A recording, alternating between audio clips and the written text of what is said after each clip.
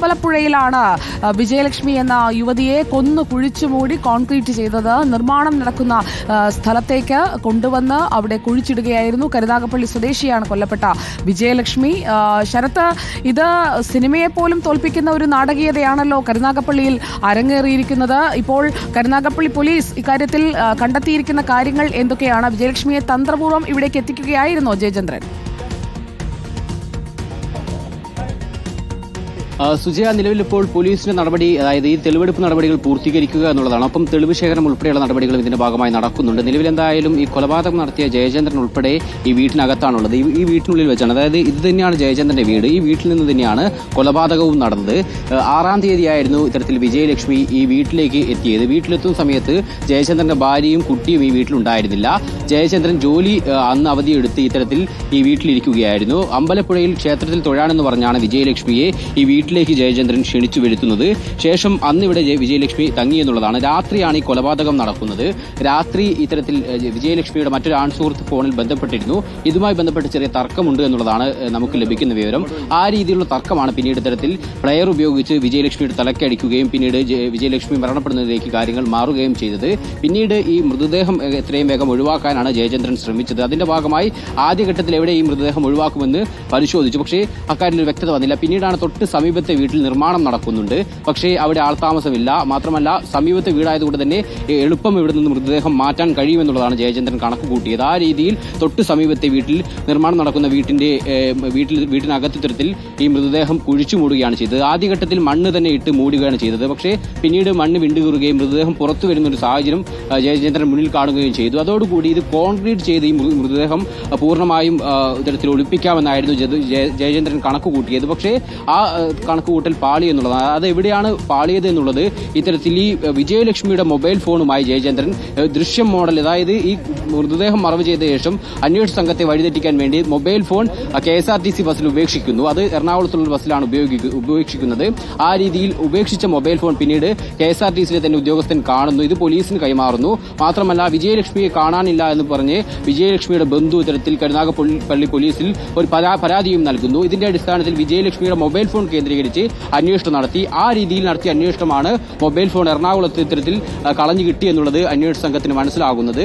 തുടർന്ന് നടത്തിയ അന്വേഷണത്തിൽ ഈ ജയചന്ദ്രനെയാണ് ഈ മൊബൈൽ ഫോണിൽ അവസാന ഘട്ടങ്ങളിലൊക്കെ തന്നെ വിജയലക്ഷ്മി ബന്ധപ്പെട്ടത് എന്നുള്ളത് അന്വേഷണ സംഘം കണ്ടെത്തുന്നു. തുടർന്ന് നടത്തിയ ചോദ്യം ചെയ്യലിലാണ് ഈ കൊലപാതകത്തിന്റെ ചുരുളഴിയുന്നത്. അതായത് ഈ കൊലപാതകം ഈ വീട്ടിലേക്ക് വിജയലക്ഷ്മി വിളിച്ചു വരുത്തിയ ശേഷം കൊലപ്പെടുത്തുകയാണ് എന്നുള്ളത് ജയചന്ദ്രൻ തന്നെ സമ്മതിക്കുകയും ചെയ്തിട്ടുണ്ട്. എന്തായാലും ഇപ്പോൾ പോലീസ് ഉൾപ്പെടെ ഇവിടെ എത്തി, പോലീസ് ഫോറൻസിക് സംഘം ഉൾപ്പെടെ ഇവിടെ എത്തി ഈ തെളിവെടുപ്പ് നടപടികൾ പൂർത്തീകരിക്കുകയാണ്. ഈ കൊലപാതകം ഏത് രീതിയിലാണ് നടത്തിയത് എന്നുൾപ്പെടെയുള്ള കാര്യങ്ങൾ ഇപ്പോൾ അന്വേഷണ സംഘത്തിന് മുമ്പിൽ വിജയലക്ഷ്മിയെ കാണാനില്ല എന്നുള്ള പരാതി അവരെ കാണാതായി അല്ലെങ്കിൽ അവർ വീട്ടിൽ നിന്ന് പോയി ഈ കൊലപാതകം നടന്ന ഒരാഴ്ചയ്ക്ക് ശേഷമാണ് ലഭിക്കുന്നത്. അത്രയും വൈകിയത് എന്തുകൊണ്ടാണ്? സാധാരണഗതിയിൽ മറ്റിടങ്ങളിലേക്കൊക്കെ യാത്ര പോകാറുള്ള ഒരാളായിരുന്നോ വിജയലക്ഷ്മി? അക്കാര്യത്തിലൊരു വ്യക്തതയില്ല. എന്തായാലും വിജയലക്ഷ്മിയുടെ ബന്ധുവാണ് ഇത് സംബന്ധിച്ച് പരാതി നൽകിയത്. ഒരാഴ്ച കഴിഞ്ഞിട്ട്, അതായത് 6-ാം തീയതിയാണ് ഈ കൊലപാതകം നടക്കുന്നത്. 13-ാം തീയതിയാണ് ഇത് സംബന്ധിച്ച് പരാതി കരുനാഗപ്പള്ളി പോലീസിൽ ലഭിക്കുന്നത്. ആ രീതിയിൽ അത്രയും ദിവസം വൈകിയിട്ടുണ്ടായിരുന്നു. പക്ഷേ നമ്മൾക്ക് അക്കാര്യങ്ങളൊരു പോലീസ് ഒരു വ്യക്തത പറയുന്നില്ല എന്തുകൊണ്ടാണ് ഇത്രയും വൈകിയത് എന്നുള്ളത്. പക്ഷേ പോലീസ് ഉൾപ്പെടെ അക്കാര്യങ്ങൾ പരിശോധിക്കുന്നുണ്ട്. എന്തായാലും ഒരാഴ്ചയോളം വൈകിയാണ് ഇത് സംബന്ധിച്ചുള്ള പരാതി പോലീസിന് ലഭിക്കുന്നത്. പക്ഷേ പരാതി ലഭിച്ച ഉടൻ തന്നെ പോലീസ് കൃത്യമായി അന്വേഷണം കറക്റ്റ് രീതിയിൽ തന്നെ മുന്നോട്ട് കൊണ്ടുപോയി എന്നുള്ളതാണ്. അതായത് മൊബൈൽ ഫോൺ ഉപേക്ഷിച്ചത് കണ്ടെത്തുന്നു, ഈ ജയചന്ദ്രന്റെ അവസാന ഫോൺ കോൾ കണ്ടെത്തുന്നു, വീട്ടിലേക്ക് അന്വേഷണ സംഘം എത്തുന്നു. തുടർന്ന് ജയചന്ദ്രനെ കസ്റ്റഡിയിലെടുത്ത് വിശദമായി ചോദ്യം ചെയ്ത ശേഷമാണ് ഇതിന്റെ ചുരുളഴിയുന്നത്.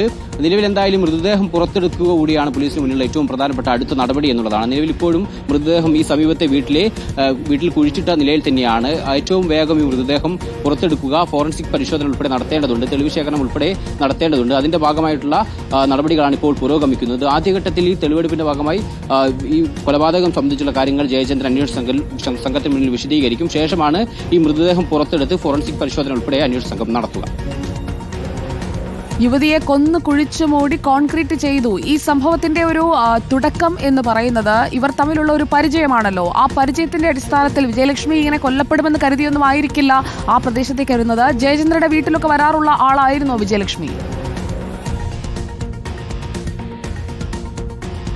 ജയചന്ദ്രന്റെ ഭാര്യയുമായി ബന്ധപ്പെട്ട സമയത്ത് അവർ പറയുന്നത് വിജയലക്ഷ്മിയെ നേരത്തെ അറിയാം, ജയചന്ദ്രനുമായി അടുപ്പമുണ്ടായിരുന്നു എന്ന കാര്യവും അറിയാം. അത് ജയചന്ദ്രന്റെയും ജയചന്ദ്രന്റെ ഭാര്യയുടെയും സുഹൃത്തായ ഒരാൾ ഇക്കാര്യം സംബന്ധിച്ച് പറഞ്ഞിരുന്നു. ആ രീതിയിലുള്ള അടുപ്പം ഒഴിവാക്കാൻ ഇരുവരും ഇത്തരത്തിൽ ഭാര്യ ഉൾപ്പെടെ ഇടപെട്ടിരുന്നു എന്നുള്ളതാണ് അല്പസമയം മുമ്പ് റിപ്പോർട്ടർ ടിവിയോട് നമ്മളോട് ഇത്തരത്തിൽ ഭാര്യ പ്രതികരിച്ചിട്ടുള്ളത്. പക്ഷേ ആ ശ്രമം ഫലം കണ്ടില്ല എന്നുള്ളതാണ് മനസ്സിലാക്കുന്നത്. പിന്നീട് ഇത്തരത്തിൽ ഈ 6-ാം തീയതി കൊലപാതകം നടക്കുന്ന ദിവസവും ഭാര്യ വീട്ടിലുണ്ടായിരുന്നില്ല. അവരോട് ഇത്തരത്തിൽ ജോലിക്ക് പോകാൻ ജയചന്ദ്രൻ നിർദ്ദേശിച്ചിരുന്നു. അപ്പോൾ മകനെയും ഇവിടെ നിന്ന് മാറ്റിയിരുന്നു.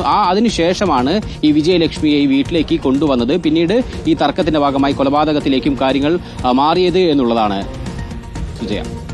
ശരത്ത്, കരുനാഗപ്പള്ളി സ്വദേശിയാണ് വിജയലക്ഷ്മി. ഈ കരുനാഗപ്പള്ളിയിൽ നിന്ന് കാണാതായ ഒരാഴ്ചയ്ക്ക് ശേഷം പരാതി എന്ന് പറയുന്നു. ഇവിടെ ചില കാര്യങ്ങളിൽ, അതായത് ഇവരെ കൊലപ്പെടുത്തണമെന്ന ഉദ്ദേശത്തോടു കൂടി വിളിച്ചു വരുത്തിയതാണ്, അത് മറ്റേതെങ്കിലും തരത്തിലുള്ള ഒരു പക തീർക്കലായിരുന്നോ ജയചന്ദ്രൻ? നിലവിൽ അങ്ങനെ പറയാൻ സാധിക്കില്ല. കാരണം ഈ വീട്ടിലേക്ക് വിളിച്ചു വരുത്തുന്നത് അമ്പലപ്പുഴ ക്ഷേത്രത്തിൽ തൊഴാമെന്ന് പറഞ്ഞാണ് വിജയലക്ഷ്മിയെ ഇത്തരത്തിൽ അമ്പലപ്പുഴയുള്ള വീട്ടിലേക്ക് ജയചന്ദ്രൻ വിളിച്ചു വരുത്തുന്നത്. പിന്നീട് രാത്രിയാണ് ഇരുവരും തമ്മിൽ തർക്കമുണ്ടാകുന്നത്. തർക്കത്തിന് കാരണമായി പറയുന്നത് ജയചന്ദ്രന് പുറമെ മറ്റൊരു ആൺസുഹൃത്ത് കൂടി വിജയലക്ഷ്മിക്ക് ഉണ്ടായിരുന്നു എന്നുള്ളതാണ്. ആ ആൺസുഹൃത്ത് രാത്രി ഫോണിൽ ബന്ധപ്പെട്ടു. ഇതുമായി ബന്ധപ്പെട്ടുണ്ടായ തർക്കം, അതായത് ഇരുവർക്കിടയിലുള്ള പ്രശ്നം തന്നെയാണ് ഇത്തരത്തിലൊരു കൊലപാതകത്തിലേക്ക് നയിച്ചത്. ആദ്യം വാക്കേറ്റം ഉണ്ടാകുന്നു, പിന്നീട് അതൊരു വൈരാഗ്യമാവുകയും കൊലപാതകത്തിലേക്ക്, അന്ന് രാത്രി തന്നെ ഈ കൊലപാതകം നടന്നു എന്നുള്ളതാണ്. ആ രീതിയിൽ കൊലപാതകം നടന്ന ഉടൻ തന്നെ ഇതെങ്ങനെ മറവ് ചെയ്യും എന്നുള്ളതാണ് ജയചന്ദ്രൻ ചിന്തിച്ചത്. അതിന് പല വഴികൾ നോക്കി. പക്ഷേ ആദ്യഘട്ടത്തിൽ ഏറ്റവും എളുപ്പമെന്ന് തോന്നിയത് സമീപത്തെ വീട്ടിനകത്ത് ഇത്തരത്തിൽ കുഴിച്ചു മൂടുക എന്നുള്ളതാണ്. മാത്രമല്ല കോൺക്രീറ്റ് കൂടി ചെയ്താൽ ആരും കാണില്ല എന്നും ജയചന്ദ്രൻ കണക്ക് കൂട്ടി. അത് ദൃശ്യം മോഡൽ കൊലപാതകമാണ്. അതായത് മൃതദേഹം കൊലപ്പെടുത്തിയ ശേഷം മൃതദേഹം കുഴിച്ചു മൂടുന്ന ശേഷം ഈ മൊബൈൽ ഫോൺ അന്വേഷണ സംഘത്തെ വഴിതെറ്റിക്കാൻ വേണ്ടി മറ്റു ദൂരൊരു സ്ഥലത്ത് ഉപേക്ഷിക്കുകയും ചെയ്യുകയാണ് ജയചന്ദ്രൻ ചെയ്തിട്ടുള്ളത്.